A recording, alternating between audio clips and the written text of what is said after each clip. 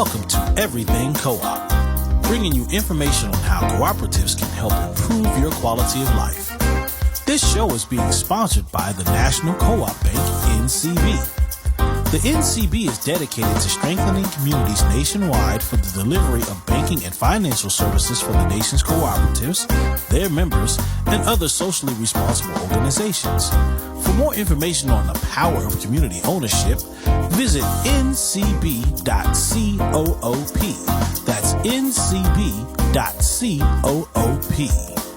Now stay tuned for your host, Vernon Oakes.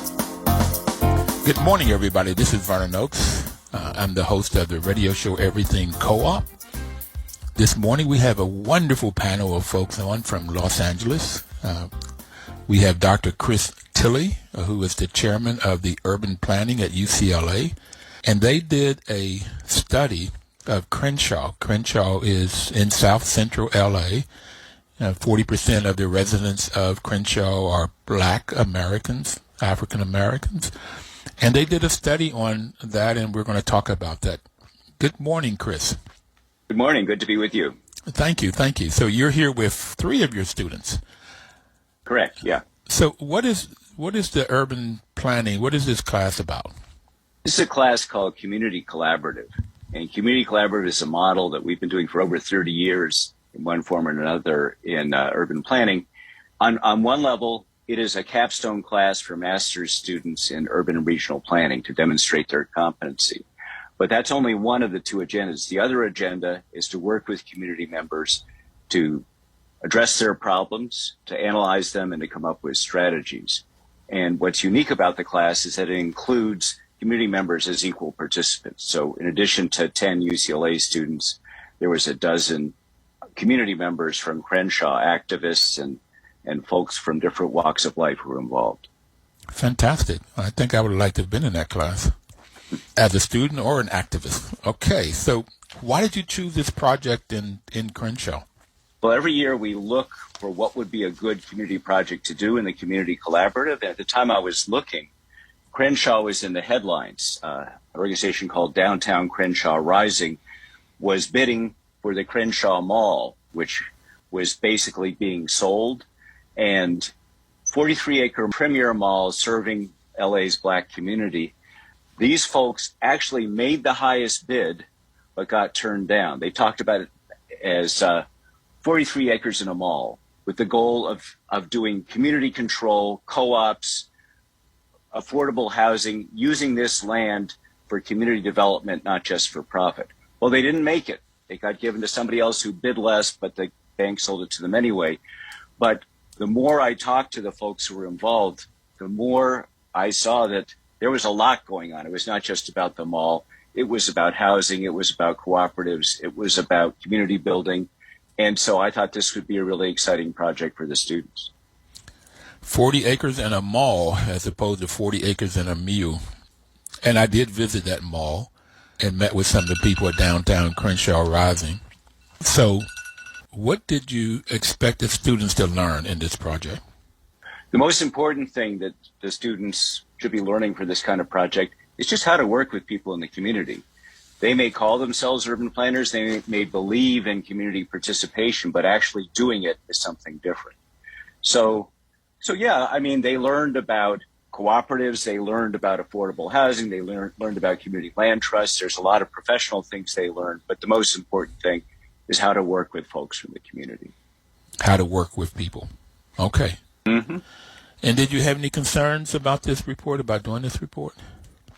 Well, I knew it was a big job. I have never taught the Community Collaborative before. I'm a big booster of it, but it's one thing to talk it up. It's another thing to do it. And it's the kind of project where until the very end, you're never quite sure how it's going to come together. And so you're the chair of the department, and you've never taught the class before. I've always managed to get someone else to do it. Okay. It was my turn. So in reading the report, and it was a wonderful report, I saw it was talking about making sure that the community had control and Black self-determination. Did that come from the department or from the community? Well, The initial impulse came from the community. When we approached the community and said, you know, what kind of project do you need?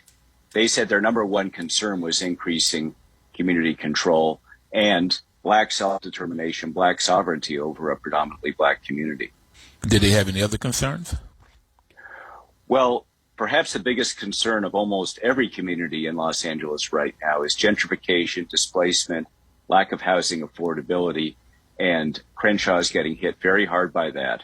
A new subway line is going through, and unfortunately, that tends to be accompanied by gentrification.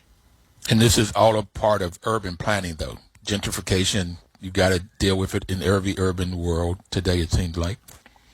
It's a central issue for urban planning. Okay. And I guess there's also a need for jobs. Absolutely. I mean, in Black communities, there's an issue of unemployment, but also issue of job quality. And so that was part of the charge for this project, was to look into creating jobs, high quality jobs, and to investigate cooperatives as a strategy that would maintain and build community control at the same time as creating jobs. Thank you very much for that intro about this particular project. So now I want to go to Eliza Jane Franklin. Eliza, I want to talk to you about the housing aspect of this. First of all, where are you from? I'm originally from Alabama, Eufaula, Alabama to be exact, but I currently live in Los Angeles, and I'm a native of South Los Angeles or South Central Los Angeles. Okay. Is that where you grew up in South Central? Yes. Okay. And so you're in the master's program. Are you in urban planning? Correct. I have my own independent area of concentration: critical race studies, digital mapping, and heritage conservation. Heritage conservation. Okay. So we're going to talk about housing in that context. Yes. So houselessness is a big issue in Los Angeles. So in this Crenshaw community, what are you trying to do to address homelessness? Okay, well, first off, I want to say that the demographics, right, of the Crenshaw area, 40% are Black, and the median income is $51,000, $238, right? And 64% of the population is renters, right? In comparison to Los Angeles, where only 8% of the population is Black, and their median income is $71,000, right? That's almost a $20,000 gap. And 54% of LA's demographics are renters.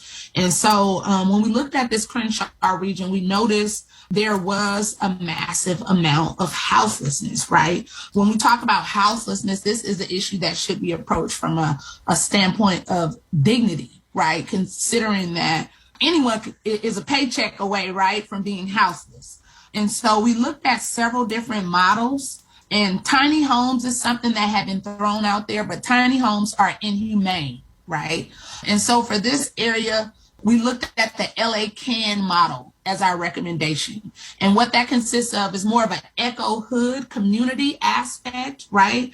These will be about 100 to 150, 400 to 500 square foot places. And these would include like energy efficient performance features. They'll have a shower, a fully functioning kitchen, and a living room, right? So it gives more this model of you're houseless, but you now have a place that feels more like home, right? Versus being thrown in a box with poor ventilation, and it's called a tiny home. So we were also thinking excuse me a second. Where would you get the land to put these homes on? That's a good question, right? And we looked at several open spaces that were considered, are still being considered, but a lot of that is being left up to the Liberty Community Land Trust, right? And that's something that they would deal with. This is just our recommendation. We don't have anything concrete yet, but we did look at several open space areas. So the community could buy the land on these open lots. Did you find out whether the city owned any land that you could approach them to donate the land for these projects? Due to time restraints, we didn't lock down an exact location, but this is an ongoing project, as you stated, and so we're continuously working towards that. And so what's the reason or why you want community land trusts? Why would you put forth those? Well, first off, community land trusts, for those who don't know, right, because we hear this word often, they're nonprofit community-based organizations, right? And when we talk about Crenshaw, this is the area that is community-based, right? Everything that we do has the lens of community and maintaining the Black identity within that community, right? And giving people the autonomy and the ability, right, to be able to have this independence as it pertains to home ownership and land ownership. And so with these community land trusts, they give the residents, right, the opportunity to be able to build wealth, right? So they're able to purchase the building on the property, right? Because the community land trust, essentially, you don't have to go through the bank, right? You go through the community land trust, they own everything. Everything is in-house. And it makes it easier for the residents to actually be shareholders. Community shareholding, community land trust, same thing, interchangeable, goes hand in hand. And ultimately, the community land trust, they offer this opportunity for the communities to take back, right, to take back their communities during this time in which gentrification and speculative housing practices are displacing them. Right. So community land trusts are huge. They're in most communities now.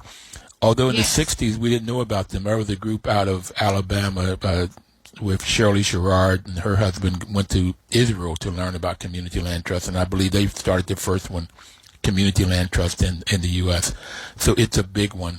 And by the way, Shirley Sherrod, if you don't know about her, Elizabeth Jane, she's out of Georgia, and she's one of my heroines. But prices are houses are going up fast.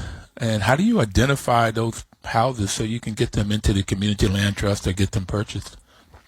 Okay, you are right. Houses are going up, right? And income is going down, at least in Los Angeles, right? The job market. But with that being said, the housing group per se, and specifically Brian Ramirez, was able to come up with this tool called the chat tool, right? And this is a tool to help combat against speculators. And so essentially community members, it's like an in-house model, right? As soon as property they know is going to be going up, whether commercial or residential, they have this tool. It's a Google form. They go in there, they input the information as far as the value of the property, the location, the address, and this is accessible to people within the community so they can go forth and they can potentially prepare to purchase the property in advance of the outside entities, right? Okay. That's one of the things. And then also they have the property acquisition tool, so which after the property Elizabeth Jane, we're going to come back. You're so excited. I hate to stop you right now, but we're going to take our first break. We'll be right back. We've heard from Dr. Tilley and Jane. Elizabeth Jane, and so we'll be right back and talk to the other students, and we'll finish up talking with her. Please don't touch that dial. Your news talk station.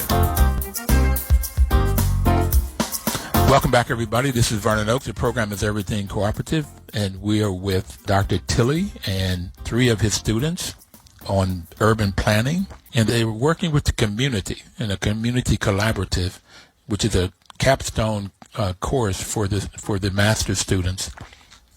And right before we took the break, we were talking to Eliza Jane, and she was talking about housing. And you gave us one example of CHATT chat to identify houses early on, and the community members, either through the land trust or any other vehicles, could buy that property before the speculators came on.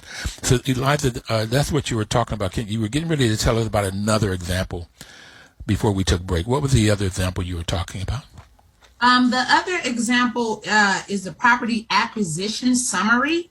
And this is essentially a summary sheet, right, that can be filled out to outline the financial details of acquiring property and converted it into the community land trust, right? So after the property has already been obtained, right, this is just able to keep track of what it looked like financially, fiscally, like the land value, and what it looked like as it was acquired. Okay. Paperwork. Fantastic. On top of it. Now, how did the community, Chris had talked about earlier, this is 10 students and a dozen community members in the class, but then you would go out and talk to other community members. So in this part of the research, how did you guys get the other community members involved? Well, during this time, before the class even began, like officially, we went through various case studies we had looked at, right? So that affected how we engaged and we went forward. And so community members, they are feet on the ground per se, right? So we would meet once a week, we would get together, have our game plan, revisit it over and over and over, and they would just essentially go out. They were already there, and they would aid us in directing us as far as entities or individual persons that will be assets for us to speak to and garner knowledge in regards to our research. So you just went out and talked to people? We went out and talked to people. That's the best way, right? Okay. That's the best way to get out and talk to people. We had read enough, right?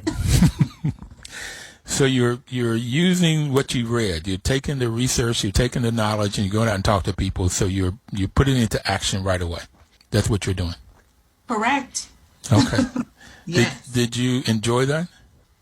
When I say it was amazing, it's nothing like hearing from a person, right? How they are being impacted. Like, it's one thing to read on paper about how people are being displaced, but to hear a person, one of the individuals was Reggie Reg, and he had been a community member for 60 years. And he was excited to talk to me because he said he was the only person in his family that hadn't went to college. I said, well, you're going to go because you're going to be on the UCLA document alongside Crenshaw, Downtown Rising. But he spoke to how he had been pushed out of his community, right? And he was on the outskirts and somewhere where he felt like he did not belong. And that dog parks were replacing actual parks for the people. So hearing that from a person, it affects you different. It gives you more momentum to keep going because now you have this space to say, this is who's being affected by this, right? Amen. Driving down Crenshaw, if you look within the report, you'll see a person I saw not one day, not 2 days, but several days when I drove down Crenshaw sitting there with a plastic bag wrapped around their body, right? You can find that within the report. And so when you see these type of things, you have these type of personal, impactful moments, it really propels you to dig deeper and do the best work you can do. This is people's work we're doing, right? Amen. This is people's work. I got it, sister. With that, I'm going to go talk to Jeffrey. Geoff Gusoff is a medical doctor who is also working on urban planning. But Jeffrey, you're a medical doctor with an MBA. You got both of them together. Why are you interested in this work? Yeah, good morning. Great question. So I'd say that I'm a primary care doctor. I work for the County of LA. And when I see patients come into clinic with high blood pressure, diabetes, we're increasingly realizing that that's oftentimes a consequence of housing insecurity, food insecurity, job insecurity. But we don't often ask, why are people job or housing or food insecure? And I think that co-ops talk to that question. And I think, you've had Ed Whitfield on the show. He says, what defines these systems is who owns and controls basic resources. And that's what co-ops address. So the idea, a lot of my public health research is about cooperative ownership. And what I found in that research is if people cooperatively own their food system or if they cooperatively own their workplace, they have more stable wages, they have wealth building opportunities, they have all these factors that lead to their health becoming better. So I think this is an area we need to focus more on in terms of public health. Oh, I'm so glad to hear you say those things, Geoff, because that's the reason we have this radio show, to get people to understand what co-ops do for individuals and communities and families. Yeah, it's phenomenal. And you came about it from a medical doctor's perspective to how do you solve health issues before they happen. Exactly. Okay. Yeah, I think that a lot of our work as healers, as physicians, is to figure out what are the systems behind the symptoms. And I think that we need to do that work with these things like food and housing insecurity. If someone comes in with cough, we don't just say, you have a cough, we're going to give you cough drops. We say, what's the system causing that? And I think when we see people come in with housing insecurity and job insecurity, we got to figure out what's the system behind that. And that's what we're trying to do with Downtown Crenshaw in this project. Okay.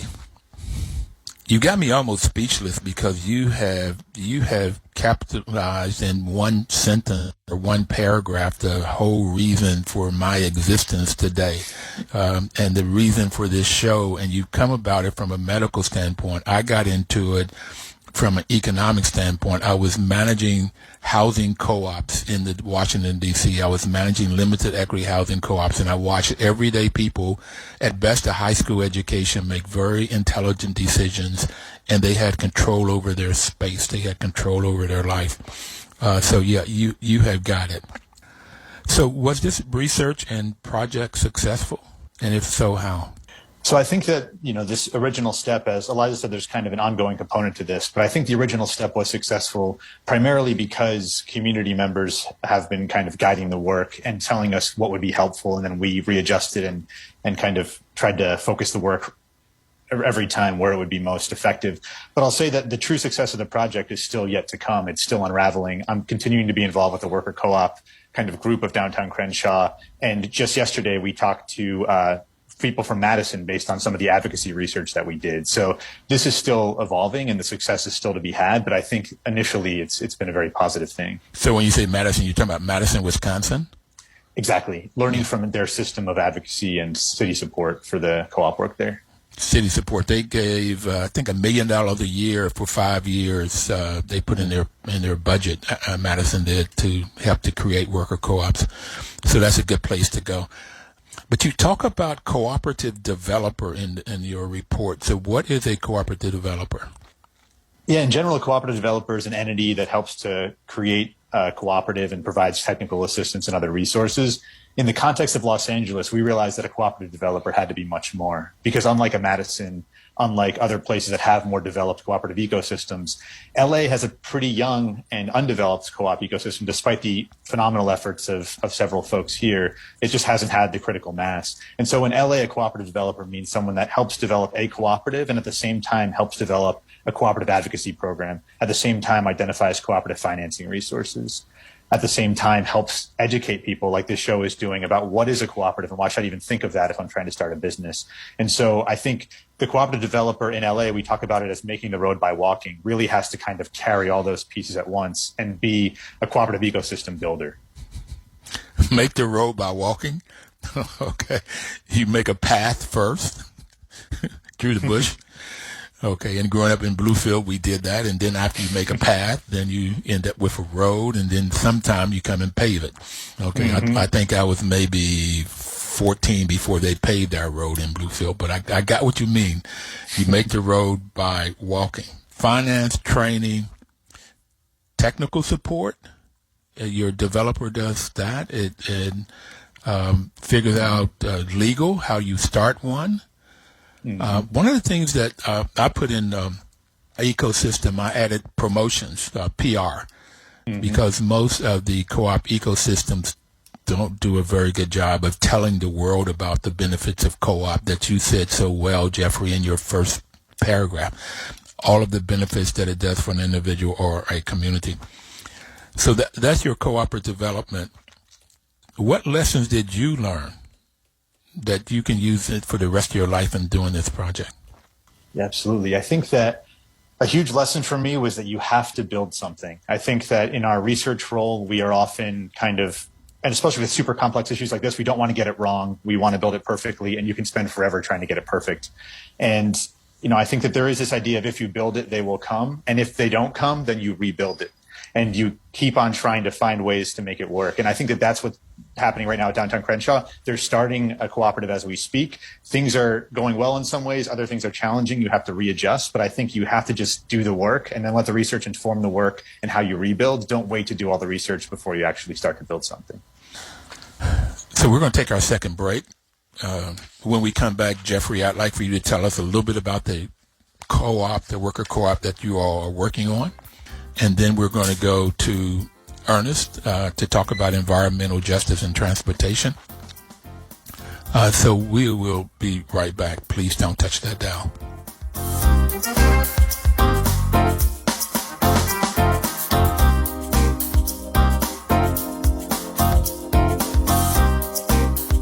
Your news talk station.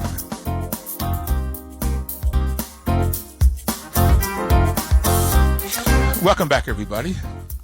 We were talking to Jeffrey, the medical doctor, which we're going to go back and talk to him about the worker co-op that they are developing in Crenshaw right now. But first, I want to give a shout out to the National Cooperative Bank. You know, they've been our main supporter for the last 9 years.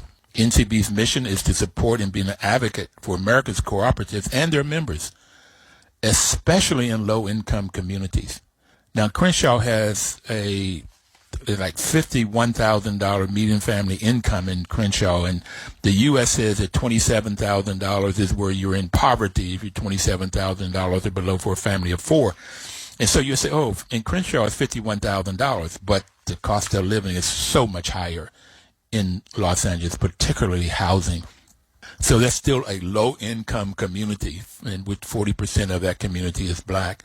So NCB provides financial services, innovative financial services. They have to be innovative to finance co-ops. And I can see them being a very big partner in developing Crenshaw. So, Jeffrey, let's go back and talk some more about, what is the worker co-op that you're all developing? Name and product.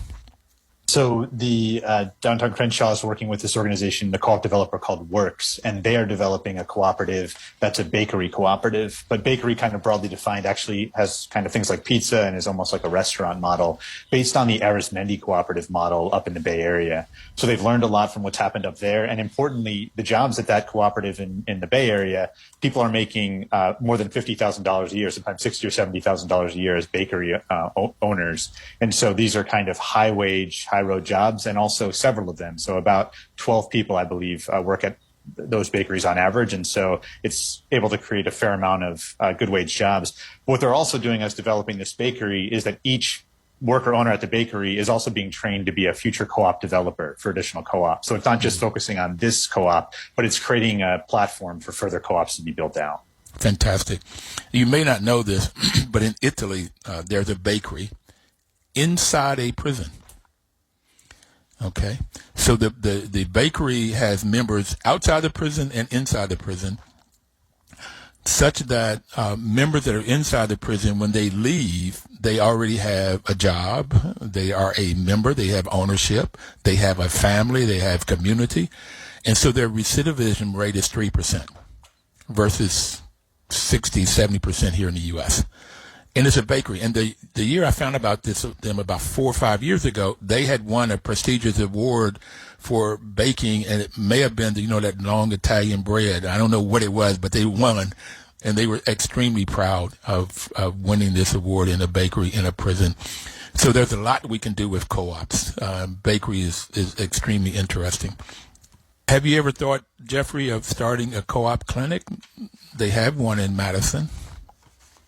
Yeah, so the area that I'm looking most into now is actually how co-ops can be helpful for low-wage healthcare workers, particularly home health aides, licensed vocational nurses, because those are the folks that I think are being most exploited by the current healthcare system, and the patients are suffering because they're getting kind of lower quality care from high turnover. So this question of how you can have cooperative, a worker-owned home health setting like they have in the Bronx at Cooperative Home Care Associates, how that model could spread more broadly, provide both better care and also better jobs for people providing essential care. So CDF, Cooperative Development Fund, CDF.coop, you could go there and look. They have a conference every year for home health care workers. And the co-op in the Bronx and some of these other home health care workers are coming together to see how they can get Medicare, the federal government, to increase the salary for these home health care workers. Because right now it gets to be the limiting factor. Exactly. The home health care workers in a co-op makes more money than a home health care worker that's not in a co-op because they get to share the profit. And the co-ops are interested in three things. And then, Ernest, we're going to come and talk to you. They call it 3 Ps. Co-ops are interested in people first, the planet second, and profits third. Got to have profits, but it's people first, those employees in a worker co-op, the customer, and then the planet, the environmental kinds of issues, which some of the things I think we're going to talk to Ernest about. And we're capitalistic, they also have 3 Ps.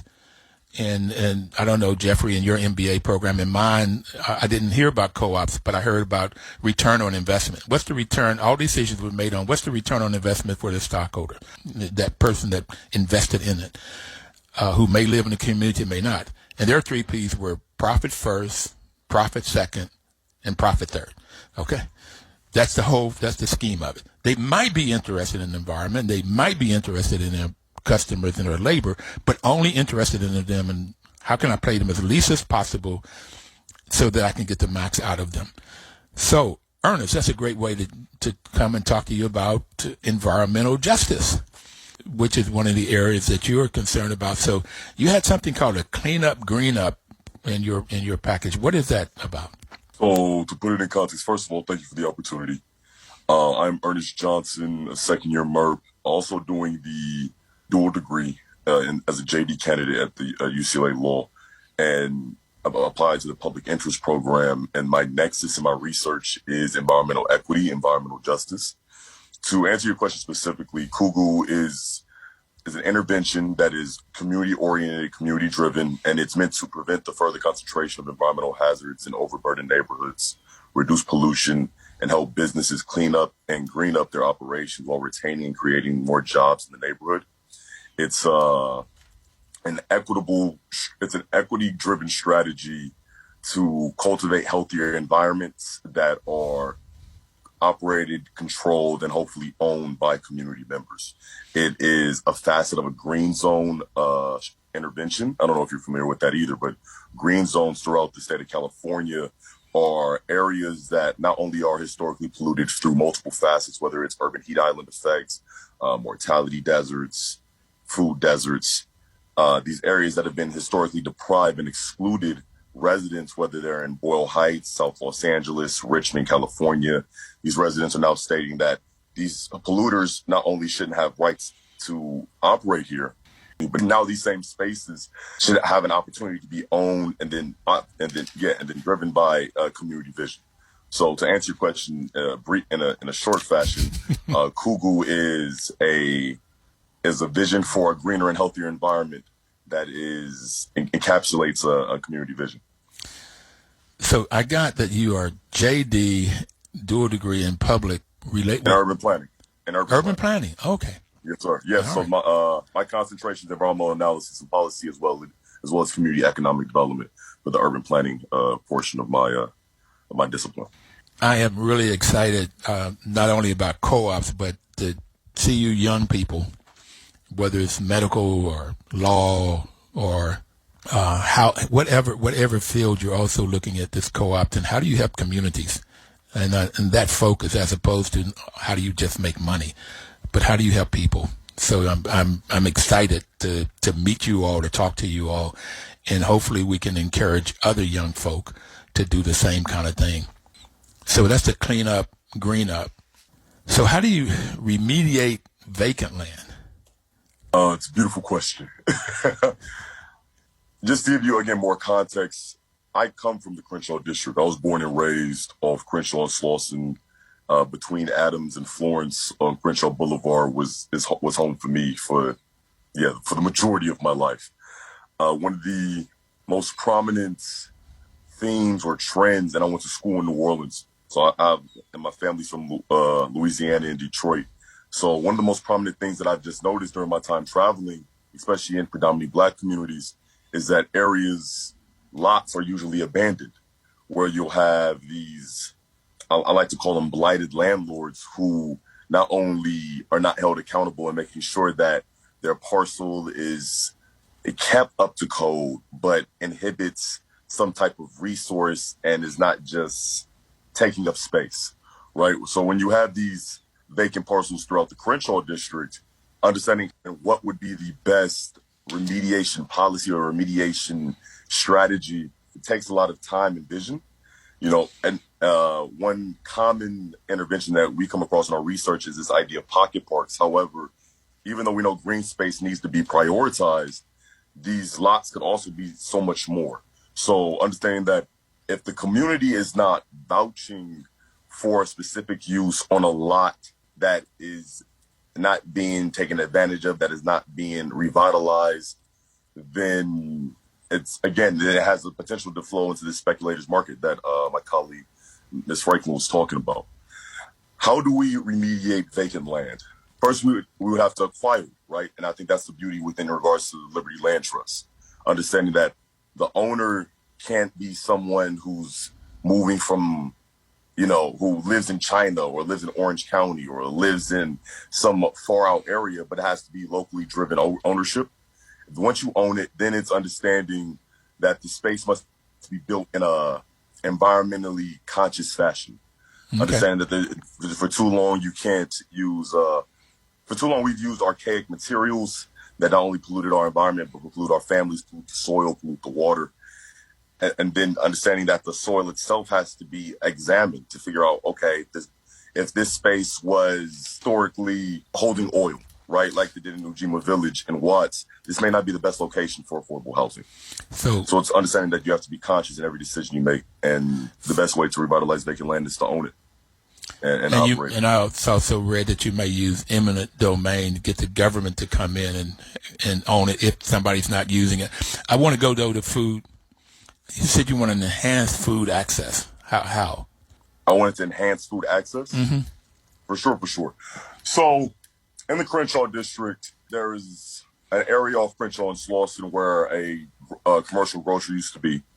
And that grocer vacated the space because it wasn't providing some level of economic thrivance.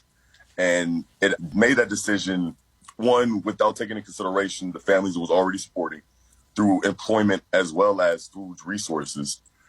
So now it's time for us as planners to collaborate with community and figure out how do we better encourage some level of sustainable economy, some level of sustainable resources. And there's multiple ways to inhibit high levels of food access, whether that is bringing in community farmers from throughout Los Angeles and cultivating a farmer's market, which is done, but doing that on a more frequent basis. Exploring how the ice cream truck model might be able to be used as a food health truck that just drives around, allowing the consumption as well as the compensation of a healthy food. So it's understanding that we don't have to be dependent on the historic model of how food is distributed, understanding that each of us have a responsibility in it and trying to be creative in making sure that everybody has access to fresh produce and everyone should have equal access to healthy resources is hopefully how we can cultivate a space where we all can live and thrive in. So I noticed one thing that was not in your report was, at least I didn't see it if you have in there, was food co-ops. Food co-ops have to do everything you just talked about. The business is owned by community members. If it's a worker co-op, the employees own it, and they get to say what foods are on the shelves. Most of the time, they're owned by the community, and the community says what food's on the shelf. And then when there's profit or surplus, they get to share in that. And there's a hybrid, I think, in Seattle where it's owned by both the employees and the community. So there's different ways of providing that food through co-ops. We want to talk next about transportation. The two things that I have found that causes people to not be able to work, particularly women, are transportation and child care. I saw you talked about transportation. We're going to take our final break, and we'll come back and we'll talk, Ernest, some more about transportation, and then I want to talk about future to all of you all. We'll be right back, everybody. Your news talk station.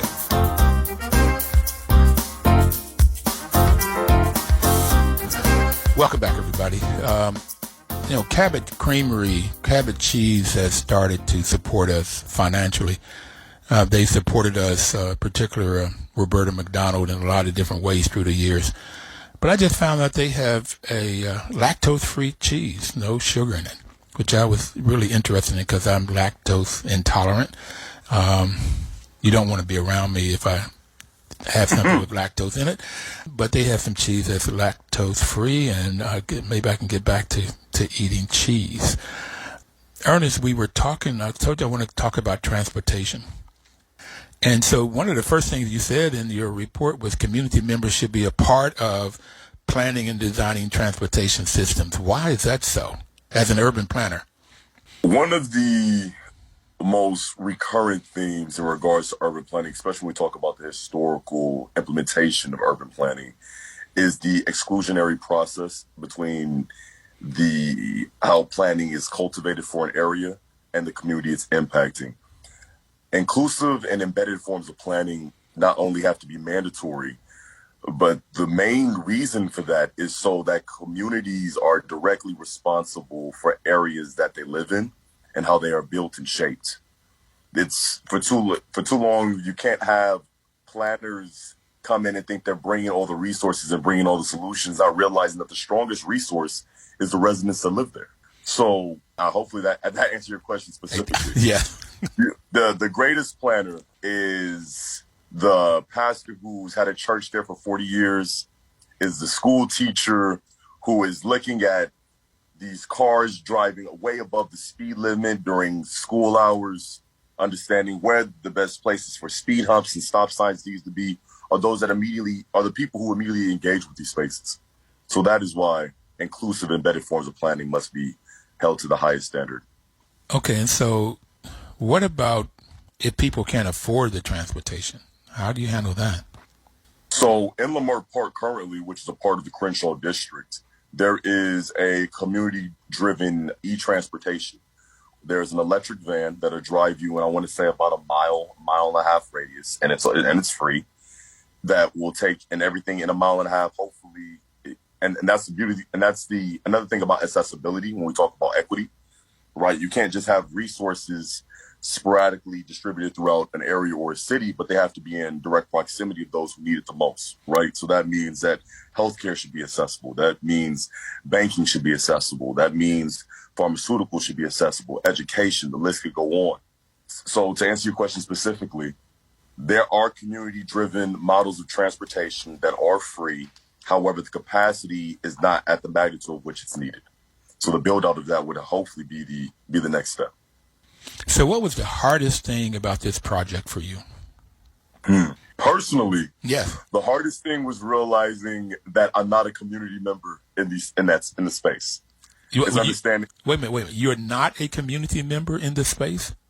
I mean, I am, but moving as if I'm not, right? Like I'm only here as an asset, as a tool for my neighbors. I'm not a neighbor in this capacity, right? I'm a planner in this capacity. Mm-hmm. And before I started the program, I was on the community collaborative side when one of the previous collaboration projects was developing out sanctuary city policy, and realizing now that I'm a student, I had to prioritize listening more, right? Even though that I may present certain levels of recommendation, and this is one of the main things that many planners do who not even come from the communities that they work in, is understand that you have to listen, that your project is a reflection of who you're representing, not just you, and prioritizing that and making sure that it's heard and it's cohesive throughout the whole document, not just in spits and parts of it and sparks of it. All right, you have to be listening as opposed to speaking. As a member, you're speaking. As a planner, you have to listen. I got it. Yeah. I want to go down to future. Eliza Jane, let's start with you. How do you see this project working for Crenshaw in the future, particularly after COVID? And I want to ask each of you that question. Well, I see the project in the C3 document being a tool of empowerment, right? And a tool to be utilized and strategized in settings where policy is being set forth. I think so often there's a lack of language and understanding of the fundamentals of what is affecting the community. And I feel like this document lays it all out, right? It's like foundational planning 101, right?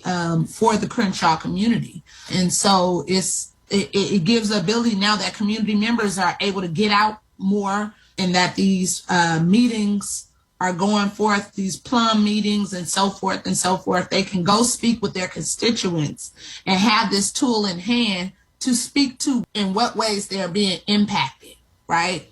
Versus just vaguely saying my rent went up, right?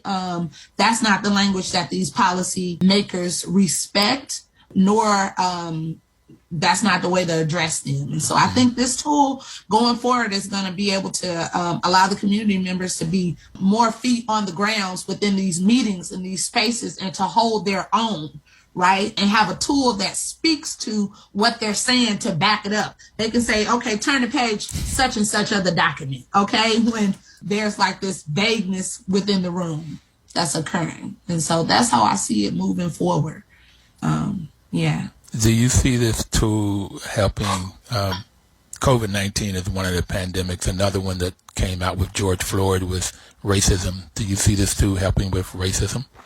I totally see this tool helping with racism. One of the things we did discuss was when we were talking about environmental justice, right? This idea of the community being impacted by mass incarceration, right?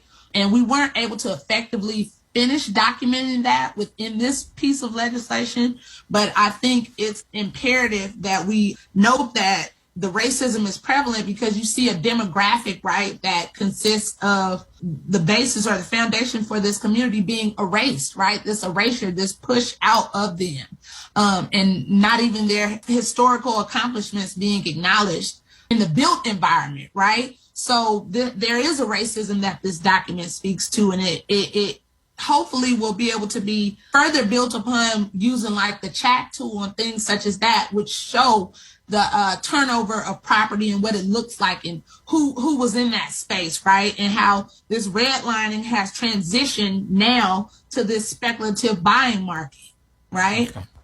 So Jeffrey, I want to ask you the same question about future. Using this information, how do you see it affecting the future coming out of COVID, particularly from a medical doctor's perspective? I think that COVID was a dual crisis or a triple crisis of, health inequity, economic inequity, and racial inequity. I think that those things all existed. That's what made COVID so particularly severe in the United States, and it's made those things worse. And I think in Crenshaw, the context right now is that those things are continuing to wreak havoc. And so the question is, what can we do moving forward? I think from the co-op piece, learning from kind of the community members and particularly Nikki O'Cook, who is the board president of Downtown Crenshaw, a former worker, owned business owner and developer in the past. I mean, she talks about we need to create a Mondragon in South Central, and we need to be ambitious about this. We can't have 2 or 3 co-ops that work for the people that work there. We need a new system, an economic system in place, and we need to build this out, and it's urgent. And I think that is the model that we need. Right now, there's a development model that's developing neighborhoods by displacing the neighbors, and we need a development model that is development without displacement, and worker-owned co-ops and community land trusts are essential for that. And so that's how we heal from COVID. We heal from COVID by changing the economic system that made COVID so deadly. And so that when the next thing happens, whether it's a recession or whether it's a pandemic or whatever it is, there's resilience that's built in and not just kind of worsening the already existing inequities. Thank you, sir. And just a shout out to Nikki. She's been on the program. People can look her name up on everything.coop. As was her mother, Elizabeth Ryder, has been on the program, and they're phenomenal. We only have 2 more minutes. Frederick, I really want to hear your answer to this question. I also want to hear Dr. Tilley. But let me ask you from a legal standpoint, where do you see this coming out of, Ernest? I'll make sure I'm brief. When we talk about environmental racism, when we talk about communities that have been deprived access and resources for generations, it's, again, another thing is very imperative is that documents like these is a level of empowerment, and it galvanizes a level of resilience that has been, again, deprived for many generations. I would hope that this document is like the theoretical model of what a general plan or specific plan would look like for the Crenshaw district. When we talk about general plans for cities, the community is not the driving force behind how that language is developed and presented. And I think that process, that bureaucracy of how that usually occurs is significantly outdated and obsolete. And the Crenshaw Community Control Plan it steps in that direction. Let me get Chris to just 30 seconds. What would you like people to leave with? What lessons would you like them to know? I actually want to quote Ernest, who said, when it comes to planning a community, the greatest resource is the community itself, the people in the community. That may not be news to a lot of people in the audience of this show, but it's news to a lot of people in power who are used to putting down those communities and ignoring them. And what we found is when we brought them to the table, incredible creativity, incredible capacity. Thank you, guys. Thank you very much. Everybody out there, we're going to see you next Thursday. Please live cooperatively. Your news talk station.